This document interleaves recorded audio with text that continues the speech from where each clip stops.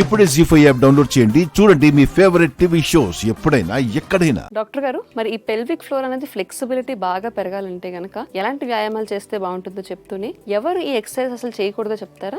Delivery ఫ్రీగా అవ్వాలనుకున్న వారికి, అట్లాగే డెలివరీ అయిన తర్వాత కూడా పొట్ట అసలు సాగకుండా ఫ్లాట్ గా ఉండాలనుకునే వారికి, అసలు బొజ్జు జీవితంలో రాకుండా ఉండాలనుకునే వారికి, అట్లాగే కాన్స్టిపేషన్ లేకుండా ప్రేగులు బాగా తొయ్యాలి అనుకునే వారికి ఈ పెల్విక్ ఫ్లోర్ ఎక్సర్సైజెస్ బాగా ఉపయోగపడతాయి అమ్మా.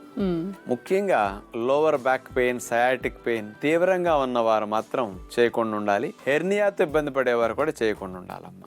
ఓకే, మరి అలాంటి లాభాలు పొందటం కొరకు పెల్విక్ ఫ్లోర్ ఎక్సర్సైజెస్ ఎలా చేయాలో ఇప్పుడు మనం చూద్దాం. స్త్రీల గర్భాశయానికి, ఓవరీస్ కి బాగా ఉపయోగపడే పెల్విక్ ఫ్లోర్ ఎక్సర్సైజెస్ చూడబోతున్నాం. ముందుగా మ్యాట్ మీద వెల్లకిలా పడుకున్న తర్వాత రెండు కాళ్ళను కలిపి పైకి 90 degrees లో కాళ్ళను స్ట్రైట్ గా ఉంచుతాం.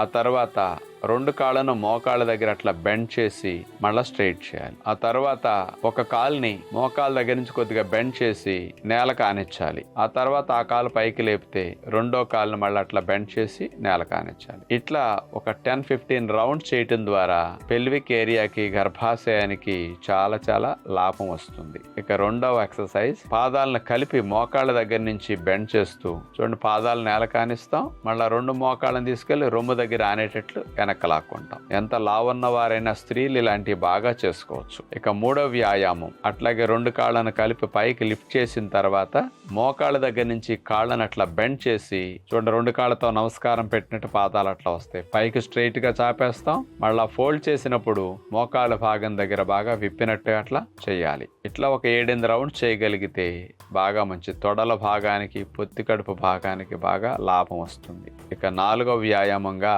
రెండు చేతులతో రెండు పాదాల గుత్తి భాగాన్ని అట్లా పట్టుకున్న తర్వాత నడుముని, సీటు భాగాన్ని పైకి లిఫ్ట్ చేస్తాం. ఇప్పుడు క్లాక్ వైజ్ నడుముని అట్లా గుండ్రంగా తిప్పాలి. ఒక 4-3 సార్లు అట్లా క్లాక్ వైజ్ లో నడుముని తిప్పిన తర్వాత మళ్ళా యాంటీ క్లాక్ వైజ్ లో సీటు భాగాన్ని అట్లా గుండ్రంగా తిప్పాలి. గర్భధారణ సంబంధమైన సమస్యలున్నా, పీరియడ్స్ ఇర్రెగ్యులారిటీస్ ఉన్నా, ఓవరీస్ లో బొడగలున్నా అలాంటివన్నీ తగ్గడానికి ఈ 4 వ్యాయామాలు బాగా ఉపయోగపడతాయి. చూసారు కదండి, ఈ పెల్విక్ ఫ్లోర్ ఎక్సర్సైజెస్ ఎవరు చేయాలి, ఏ గోల్స్ ఉంటే గనక ఈ పెల్విక్ ఫ్లోర్ ఎక్సర్సైజెస్ చేయాలి, అలాగే ఎవరు చేయకూడదు కూడా డాక్టర్ గారు ఎక్స్ప్లెయిన్ చేశారు. కాబట్టి మీరు కనుక అలాంటి ఫిట్నెస్ గోల్స్ పెట్టుకుంటే ఈ పెల్విక్ ఫ్లోర్ ఎక్సర్సైజెస్ ని ప్రాక్టీస్ చేసుకోండి. డాక్టర్ గారు, మరి ఈ పాలకూరతో చేసే కిచడీని ప్రోటీన్ కిచడీ అని ఎందుకు చెప్తున్నారు ఒకసారి చెప్తారా? కిచడీ అంటే ముందు బియ్యం వాడతాం. బియ్యాన్ని ముడి బియ్యంగా తీసుకుంటే దగ్గర 8 grams ప్రోటీన్ వస్తుంది. అవును, పాలకలో ప్రోటీన్ ఏమి ఉండదు. ఇందులో పెసరపప్పు ఎక్కువ వేస్తాం, 25% ప్రోటీన్ ఉంటుంది. పాలకూర, కొత్తిమీర ఇట్లాంటి ఆకులు రెండు వేయటం వల్ల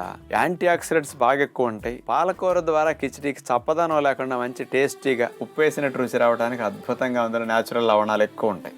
ఇది కాంబినేషన్ తో కిచడీ చేయటం ద్వారా హై ప్రోటీన్ వస్తుంది, టేస్ట్ బాగా వస్తుంది. చూడండి, అది పాలక్ కిచడీ తయారు చేయడానికి కావలసిన పదార్థాలు: పాలకూర 2 కట్టలు, ముడి బియ్యం 1 కప్పు, పెసరపప్పు 1/2 కప్పు, పచ్చిమిర్చి ముక్కలు 1 టేబుల్ స్పూను, నిమ్మరసం 1 టేబుల్ స్పూను, అల్లం తురుము 1 టేబుల్ స్పూను, జీలకర్ర 1 టేబుల్ స్పూను, ధనియాల పొడి 1 టీ స్పూను, బిర్యానీ ఆకు 1, ఎండుమిరపకాయలు 2. ముందుగా ఒక చిన్న సైజు ప్రెషర్ కుక్కర్ తీసుకుని అందులో కొద్దిగా మేగడ వేసేసి జీలకర్ర, బిర్యానీ ఆకులు, అల్లం తురుము, కడిగిన బాసుమతి ముడి బియ్యం, పెసరపప్పు. పొట్టు తీయని పెసరపప్పు అయితే టేస్ట్ బాగుంటుంది. ఈ బియ్యము, పెసరపప్పు ఉడకటానికి సరిపడా రెట్టింపు నీళ్లు పోసేస్తాం.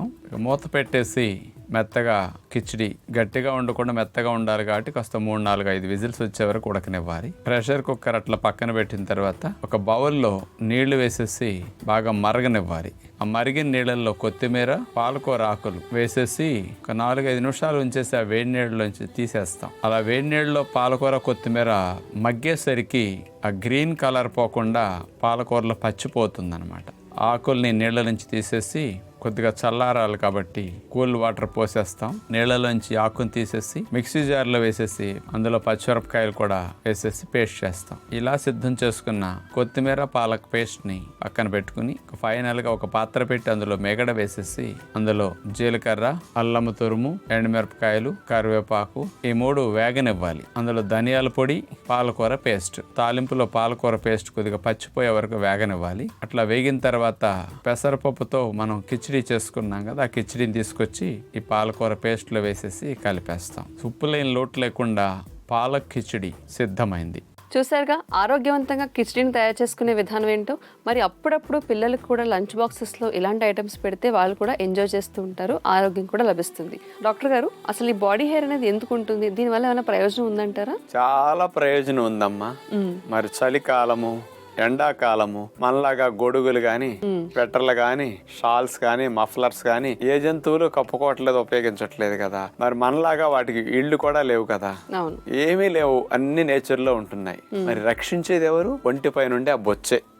అందుకని ప్రతి జీవికి ప్రకృతి నుంచి చర్మాన్ని, శరీరాన్ని రక్షించడానికి వెంట్రుకలు అద్భుతంగా ఉపయోగపడతాయి. మనిషి యొక్క అందాన్ని మెరుగు చేయడానికి జుట్టు ఒక సౌందర్య సాధనంగా ఉపయోగపడుతుంది.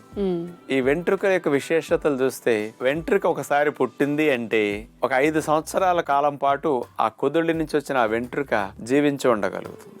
5 ఏళ్ల తర్వాత ఆ భాగంలో గనక వెంట్రుక మళ్ళీ తిరిగి రావాలంటే ఒక 2 నెలల దాకా మళ్ళీ రాదు. ఎందుకంటే 5 ఏళ్ల పాటు ఎదిగి అంత కష్టపడి పోషించింది కదా, ఆ కుదురు కాస్త రెస్ట్ ఎక్కువ తీసుకోవాలన్నమాట.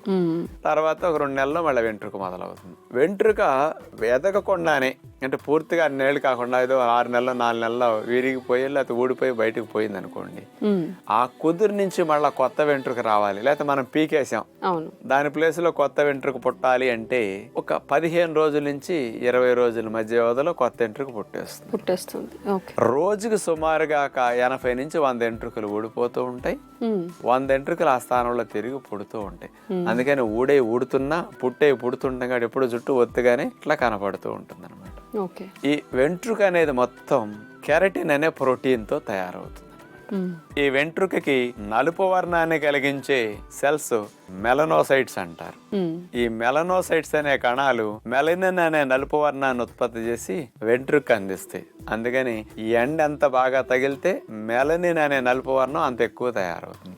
అందుకని ఎండల్లో బాగా తిరిగే వారికి మామూలుగా ఈ వెంట్రుకలు రంగు నలుపుగా ఉంటాయి అన్నమాట. అంచేత ఈ రోజుల్లో వయసు రాకుండానే తెల్ల జుట్టు ఎక్కువ వచ్చేస్తుందంటే ముఖ్యంగా ఎండ తగలినందువల్ల పిల్లలకు కూడా తెల్ల జుట్టు రావడానికి రీజన్ అది. ఇంకోటి ఉంది విశేషత, టెంపరేచర్ ఎక్కువగా ఉండే దేశాల్లో జుట్టు ఎదుగుదల స్పీడ్ గా ఉంటుంది. టెంపరేచర్ బాగా చల్లగా ఉండే దేశాల్లో జుట్టు ఎదుగుదల స్పీడ్ గా ఉండదు. అందుకని ఇండియన్స్ కి జుట్టు ఎదిగినట్టు ఇతర దేశస్తుల జుట్టు ఎదగమంటే ఎదగదు. అందుకని వాళ్ళందరికీ అని ఉంటే పిలకల జళ్ళు ఎంత ఉంటాయి తప్ప మంచి అందమైన మనలాగా పిర్రలు దాటేళ్ళని జళ్ళు ఎక్కడక్కడ ఇతర దేశాల్లో ఉండవు, అంత రావు అసలు ఎదగ వాళ్ళకి. మనకి మంచినీళ్ళు సరిగా త్రాగకపోయినా, పోషకాలున్న ఆహారాలు సరిగా తినకపోయినా జుట్టు కాస్త పీలగైపోవటం, పగిలిపోవటం, విరిగిపోవటం, ఇట్లా డిహైడ్రేట్ కండిషన్ లో కూడా అట్లా కూడా జరుగుతూ ఉంటాయి అన్నమాట. ఇంకా మనకి వెంట్రుకల్లో విశేషతలు చూస్తే, ముక్కులో వెంట్రుకలు దుమ్ము ధూళి వెళ్లకుండా ఫిల్టర్స్ లాగా పలే రక్షణ కలిగిస్తాయి. చెవుల్లో వెంట్రుకలు ముఖ్యంగా వైరస్ బ్యాక్టీరియాలు ఇటించి లోపలికి ఎంటర్ అవ్వకుండా ఎంట్రన్స్ లో పట్టుకుని అట్లా హెల్ప్ చేస్తూ ఉంటాయి. కానీ చర్మం మీద వెంట్రుకలు కూడా చర్మం ఎండ నుంచి, వాతావరణ పరిస్థితులను తట్టుకోవడానికి ఇక్కడ రక్షణ కలిగిస్తుంది. మాడి మీద జుట్టు ఎండ యొక్క వేడి కిరణాలని డైరెక్ట్ గా బ్రెయిన్ హీట్ అవ్వకుండా రక్షించడానికి, ఆ బుర్ర కాలకుండా ఉండటం కోసం జుట్టు అద్భుతంగా ఉపయోగపడుతుంది అనమాట. అందుకని ఇవన్నీ వెంట్రుకలో ఉండే విశేషతలు అనమాట. జీ5 యాప్ డౌన్లోడ్ చేసి అన్ని ఎపిసోడ్స్ పూర్తి ఉచితంగా చూడండి.